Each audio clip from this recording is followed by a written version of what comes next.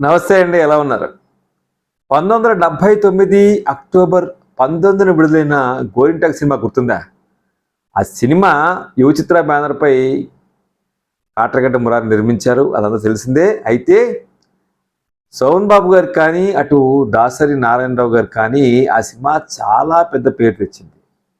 నాకు తెలిసి యువ చిత్ర బ్యానర్‌లో వచ్చిన సినిమాలన్నింటిలోనూ ఒక గొప్ప మ్యూజికల్ హిట్ అంటే 'గోరింటాకు' సినిమానే చెప్పుకోవాలి. 79లో సోమన్ బాబు గారికి 2 హిట్స్ వచ్చాయి. ఒకటేమో 'కార్తీక దీపం', రెండోదేమో 'గోరింటాకు'. 'గోరింటాకు' నిజానికి చాలా పెద్ద హిట్ కింద లెక్క. ఇప్పటికీ యూట్యూబ్‌లో అందుబాటులో ఉంది చూడండి. చాలా ఎంత బావుంటుందోనండి. ముఖ్యంగా సుజాత గారి ఎక్స్‌ప్రెషన్స్ కానీ, ఆవిడ యాక్షన్ కానీ, సోమన్ బాబు గారు చాలా గ్లామరస్‌గా మనకు కనిపిస్తారు. మహాదేవన్ అద్భుతమైనటువంటి సంగీతం. అయితే 'గోరింటాకు' చిత్ర నేపథ్యం లేదంటే ఆ సినిమా సంగతులు కొన్ని మీకు తెలిసే ఉండొచ్చు. అయినా షేర్ చేస్తాను. 'గోరింటాకు' సినిమా మొదటగా అనుకున్న దర్శకుడు దాసరి నారాయణరావు గారు కాదు. ఆ సినిమాకి మొదటగా అనుకున్న దర్శకుడు సేతు మాధవన్, తమిళ్ డైరెక్టర్. ఆయన తీసుకున్నప్పుడు ఆయన ఒక కండిషన్ పెట్టారు. నాకు సంగీతం ఎంఎస్ విశ్వనాథన్ చేయాలి అని. వెంటనే మురారి గారు నో చెప్పేశారు. 600 106 మహాదేవన్ గారు మాత్రమే మ్యూజిక్ చేస్తారని చెప్పేశారు. దాంతో ఆయన తప్పుకున్నారు. అప్పటికి దాసరి నారాయణరావు గారు మంచి ఫామ్‌లో ఉన్నారు. చాలా హిట్స్ ఇస్తున్నారు ఆయన. ఆయన్ని సంప్రదించారు ఈయన. సంప్రదించినప్పుడు ఈ సంప్రదించే ముందర కథ గురించి మాట చెప్పుకోవాలి. అప్పటికే మురారి గారు, పాలగుమి పద్మరాజు గారు కలిసి ఒక లైన్, ఆయనకి 'మంచి మనసులు' సినిమా అంటే చాలా ఇష్టం. ఆ సినిమాలో హీరో, హీరోయిన్లు కలుసుకోరు. అంటే అక్కినేని సావిత్రి. హీరోయిన్ మళ్ళీ హీరో జీవితంలో ప్రవేశిస్తే ఎలా ఉంటుంది? ఇది ఆయన స్టోరీ లైన్ అనుకుని ఆయనను పాలగుమి పద్మరాజు గారు రామలక్ష్మి గారిని కలిసి, అమ్మ ఇది కథా లైను. దీన్ని బేస్ చేసుకుని మీరేమన్నా ఒక కథ రాస్తారంటే ఆవిడ నవలే రాసేసింది. దాని పేరు 'రాముడు'. ఇక్కడ కూడా ఇంకో కాంట్రవర్సీ ఏమిటంటే తర్వాత రంగనాయకమ్మ గారు ఈ సినిమా రిలీజ్ అయిన తర్వాత ఈ కథ నాదే అని ఆవిడ కోర్టుకి వెళ్ళారు, గెలిచారు కూడా. సో కాబట్టి కథ మనం కె రామలక్ష్మి గారు అనుకున్న ఆవిడ నవల టైటిల్ 'రావుడు'. సో దాన్ని వీళ్ళు అదే పేరుతో రిజిస్టర్ చేశారు. మొదటగా అదే టైటిల్ అనుకున్నారు. అయితే స్టార్ కాస్ట్ అంటే నటీనట వర్గాన్ని ఫైనలైజ్ చేసుకుంటున్నప్పుడు హీరో సోమన్ బాబు అని చెప్పి అనుకున్నారు.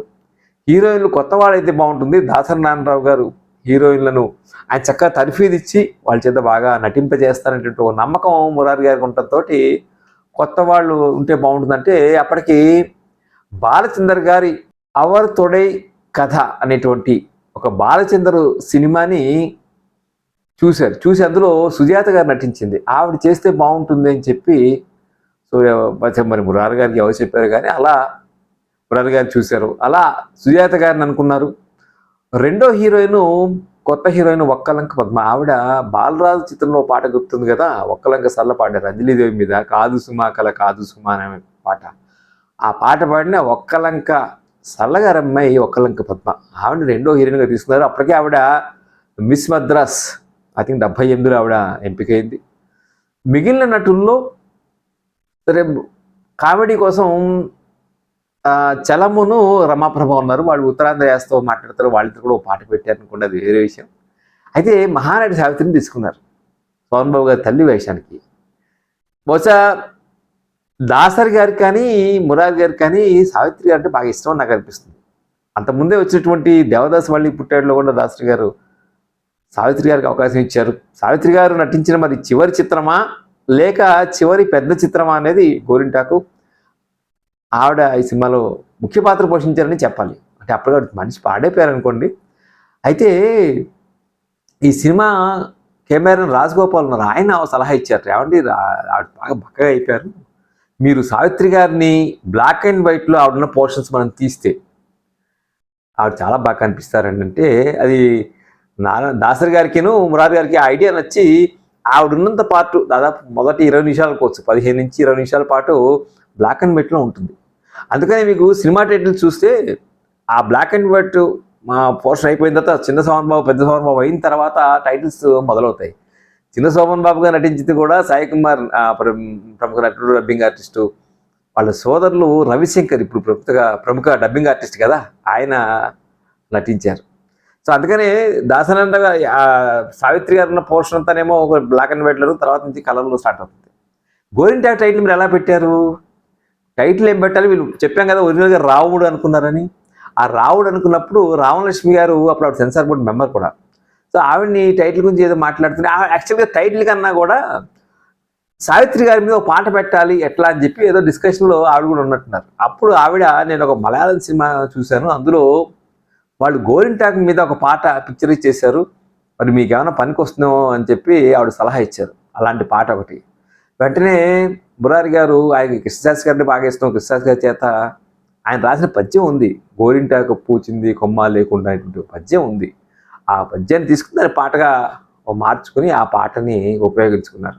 ఎప్పుడైతే గోరింటా పూచింది కొమ్మ లేకుండా అనేటువంటి ఆ టైటిల్ విన్నారో ఆయనకి గోరింటాకు టైటిల్ బాగా నచ్చి సినిమాకి గోరింటాకు పెడదాం టైటిల్ అని చెప్పి డిసైడ్ చేశారు. దాసనారాయణరావు గారు కూడా బహుశా చెప్పుంటారు, ఆయన కూడా చెప్పే ఉంటారు.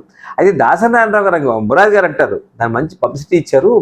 ప్రతి ఆకు కానీ పువ్వు కానీ ప్రతి సృష్టిలో ప్రతిదానికి ఒక ప్రయోజనం ఉంటుంది, అది ఆకైనా పువ్వు అయినా. అయితే గోరింటాకు ఒక్కటే తను పెట్టుకున్న చేతికి ఒక అందమైన రంగునిచ్చి తను మాత్రం రాలిపోతుంది, అలా త్యాగం చేస్తుంది అన్నట్టుగా ఆ ప్రతీకగా గోరింటాకు నిలుస్తుందని చెప్పి టైటిల్ గోరింటాకు పెట్టి, హీరోయిన్ ఇంచుమించుగా గోరింటాకు లాంటిదే, అంటే హీరోకి అన్ని విధాలా ఉపయోగపడి చివరికి అతని జీవితంలో ఉండకుండా వెళ్ళిపోతుంది. అది కథాంశం.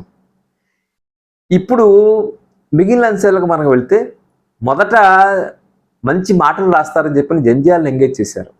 జంధ్యాల బహుశా కొన్నాళ్ళ పాటు కథా చర్చల్లో ఉన్న తర్వాత ఆయన చెప్పారు, కాబట్టి దాసనారాయణ గారు అద్భుతంగా మాటలు రాస్తారు, చాలా షార్పు, ఆయన ఉన్నప్పుడు నా అవసరం లేదని చెప్పి ఆయన తప్పుకున్నారు. సో తర్వాత సార్ మిగిలిన యాక్టర్స్ కానీ మిగిలిన అంశాల గురించి మాట్లాడాల్సి వచ్చినప్పుడు, కార్తీక దీపం కూడా ఇంచుమించుగా ఒక 2 నెలల ముందరే రిలీజ్ అయింది. కార్తీక దీపం బడ్జెట్ 13 లక్షలు అయితే ఈ సినిమాకి 16 లక్షలు అయింది అంటారు మురారి. ఎందుకంటేట మేము మెయిన్గా పాటల కంపోజింగు, వాటి రికార్డింగ్, వాటి మీద ఎక్కువ శ్రద్ధ పెట్టాము, అందుకని మా బడ్జెట్ పెరిగింది అంటారు. ఇంకో విశేషం ఏమిటంటే, కొమ్మ కొమ్మకో సన్నాయి కోటి రాగాలు ఉన్నాయి అనేటువంటి పాట పల్లవి మాత్రమే వేటూరు గారి, చరణాలు ఆత్రేయ రాసిన దాన్ని వేటూరు పేరునే ఉంచారు. అలాగే ఎలా ఎలా దాచావు అలవి కానీ అనురాగం ఇన్నాళ్ళు ఇన్నేళ్ళు అనే ఒక పాట ఉంది, ఆ పాట రాసిన దేవులపల్లి. పాడితే శ్రీలైన కరగాలనే పాట ఆత్రేయ రాశారు. ఇలా అలాగ వచ్చి ఇలాగ తెచ్చి అనేటువంటి పాట గమ్మత్తుగా ఉంటుంది, అది శ్రీశ్రీ రాశారు. మొత్తం 6 పాటలు ఉంటే ఒక ఉత్తరాంధ్ర పాట ఏతంతో అనే పాటను కూడా ఆత్రేయ రాశారు. అది చలం, అలాగే రమాపురం మీద పిక్చరైజ్ చేశారు.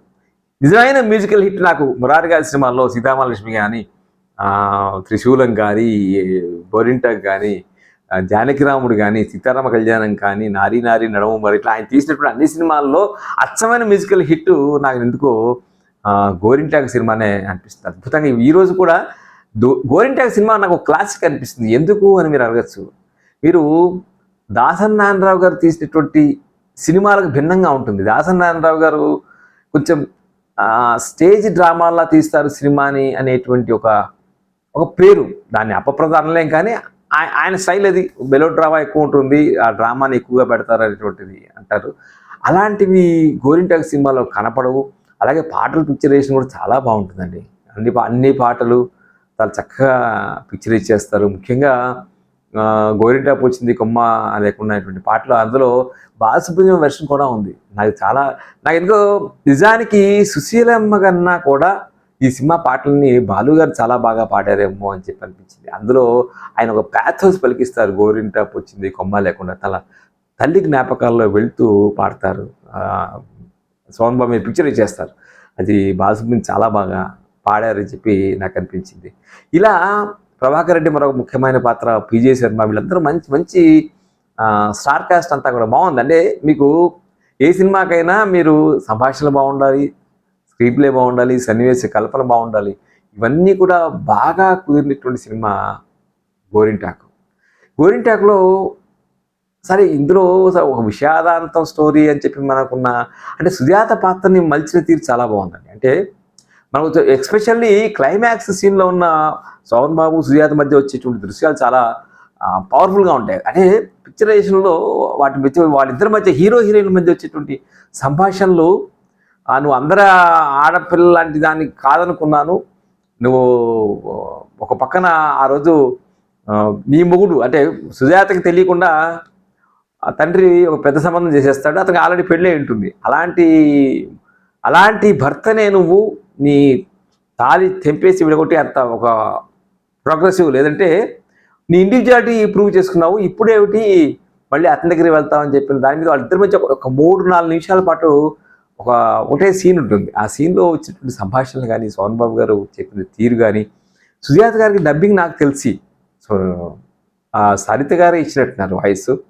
అంటే కరెక్ట్గా సుజాత గారి ఎక్స్ప్రెషన్కి ఆ డబ్బింగు, ఆ వాయిస్ ఇచ్చిన వాయిస్ రెండు చాలా చక్కగా సింక్ అయ్యి ఎక్కడ ఆవిడ డబ్బింగ్ చెప్పలేదు అనేటువంటి ఫీల్ మనకి ఏమాత్రం కనపడదు.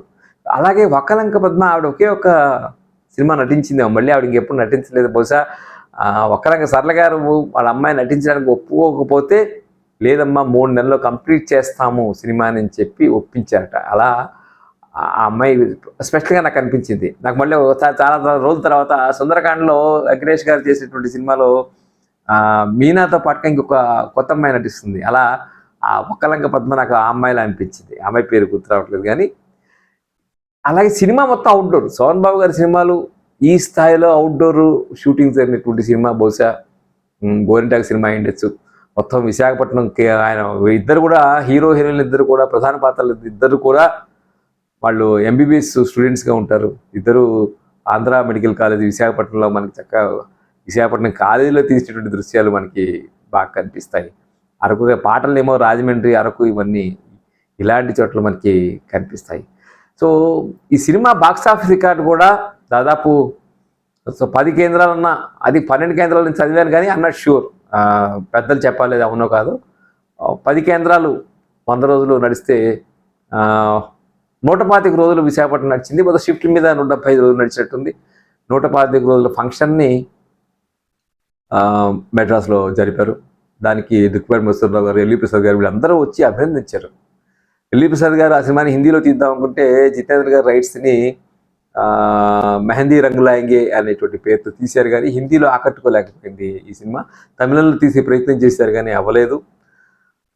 ఎల్వి ప్రసాద్ గారు మంచి కుటుంబ కథా చిత్రాలు తీస్తున్నావా మురారి, ఐ థింక్ మా తరంతోనే ఆఖరైపోయా అనుకున్నావు, మళ్ళీ నువ్వు దాన్ని కంటిన్యూ చేస్తున్నావు అని చెప్పి మెచ్చుకున్నారు. అలాగే దుక్కిపాటి మధుసూదనరావు గారు క్రియేట్ ఇస్తారు. ఆడుతూ పాడుతూ పని చేస్తుంటే అలుపు సూలిపోయి ఉన్నది అనేటువంటి పాట ఆయనది వాడుకోవటం వలన ఆయన క్రియేట్ ఇస్తారు. ఆయన కూడా చాలా మెచ్చుకుంటారు. ఆయన ఒకదాన్ని మెచ్చుకున్నారు. సోహన్ బాబు తర్వాత సావిత్రి గారు, ఒకప్పుడు సావిత్రి గారి పేరు అతను నెంబర్ 1గా ఉన్నా కూడా తర్వాత కాలంలో వాడి పేరు మామూలుగా మిగిలిన నటులు ఎక్కడో వేసేస్తుంటే అలా వేయకుండా దాసరి గారు, మురారి గారు, సోహన్ బాబు పక్కనే సావిత్రి గారు పేరు వేసి తమ గొప్పతనాన్ని చాటుకున్నారని చెప్పని మధుసూదనరావు గారు మెచ్చుకుంటారు. ఇలా గోరింటాకు సినిమా 1979లో సోహన్ బాబు గారి సినిమాలన్నీ పోల్చి చూసినప్పుడు సరే కార్తీక దీపం కూడా హిట్టే, అదొక కేటగిరీ. బట్ గోరింటాకు సినిమా లాంటిది మళ్ళీ రాదండి. నాకెందుకో చక్కటి నవలా చిత్రంలా అనిపిస్తుంది. అంటే ఇంకోటి మర్చిపోయిన అసలైన విలన్ పాత్ర చెప్పద్దు, దేవదాస్ కనకాల ఆ రోజుల్లో ఆయన కొన్ని విలన్ పాత్రలు శీలానికి శిక్ష ఇట్లాంటి సినిమాల్లో కొన్నిట్లో విలన్గా వేస్తాడు. దేవదాస్ కనకాల ఎందుకనో ఆయన తర్వాత తగ్గిపోయినట్టునే కానీ అవకాశాలు తగ్గాయో తగ్గించుకున్నారో తెలియదు కానీ ఆయన ఉండుంటే మాత్రం మంచి విలను, మంచి ఎక్స్ప్రెషను అద్భుతంగా చేసేటువంటి దేవదాస్ కనకాల, రాజీవ్ కనకాల తండ్రి గారు, అలాగే సుమగారి ఫాదర్ ఇన్ లా, చాలా దేవదాస్ కనకాల గారిని చూడటం విలన్గా చాలా అద్భుతంగా అనిపిస్తుంది. ఆయన కూడా ప్రధాన పాత్ర కింద లెక్క. విజయ శర్మ గారు ఎంత బాగా చేస్తారు. వీళ్ళందరూ కూడా చలం, అఫ్కోర్స్ చలము రమ, నార్మల్గా మనం రాజబాబు రమాప్రభ చూస్తాం కదా, ఈ సినిమాలో చలము రమాప్రభని చూస్తాం. ఇద్దరు కూడా చాలా బాగా చేశారు. అలా రమణమూర్తి గారు సావిత్రి గారు హస్బెండ్గా చేశారు. ఒక ఒక దృశ్యంలోట తండ్రి మీద తిరగబడతాడు సోహన్ బాబు చిన్నతనంలో. ఆ తండ్రి మీద తిరగబడి కొట్టినప్పుడు తల్లిగా సావిత్రి గారు రియాక్ట్ అయ్యి కొడుకుని అడ్డుకోవటం, కొడుకుని ఆ చెంప వాయించడం చేయాలి. నిజంగా సావిత్రి గారు అలా కొట్టినప్పుట ఆవిడ చేతికున్న గాజులు చిట్లిపోయి రక్తం కారిందండి. అంత ఇన్వాల్వ్ అయిపోయి చేశారు సావిత్రి గారు. ఈ సినిమాలో మీరు మళ్ళీ ఆవిడ వాయిస్ అది మెస్మరైజింగ్ వాయిస్ కదా ఆవిడది, మెస్మరైజింగ్ ఎక్స్ప్రెషన్, మెస్మరైజింగ్ వాయిస్, ఈ రెండు కూడా మనం గోరింటాకు సినిమాలో చూడొచ్చు. నాకు తెలిసి సోహన్ బాబు గారి టాప్ 10 సినిమాల్లో గోరింటాకు సినిమా తప్పకుండా ఒకటిగా నిలుస్తుంది.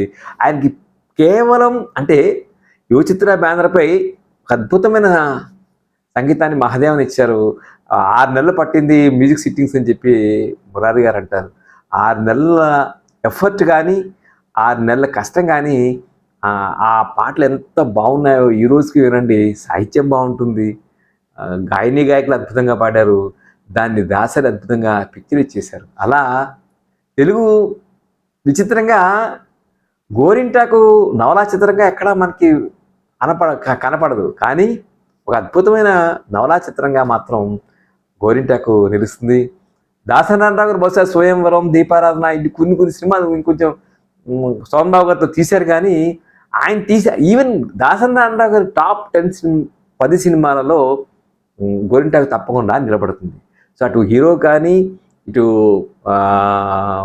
దర్శకులు కానీ ఇద్దరికి టాప్ 10 సినిమాల్లో ఒకటి నిలబడుతుంది. అలాగే మురారి గారు తీసినటువంటి అన్ని సినిమాల్లో నంబర్ 1 సినిమాగా గోరింటాకు నిలబడుతుంది. ఒక గొప్ప క్లాసిక్ సినిమాగా నాకు గోరింటాకు అనిపించింది. ఇది గోరింటాకు సినిమా గురించినటువంటి విశేషాలు.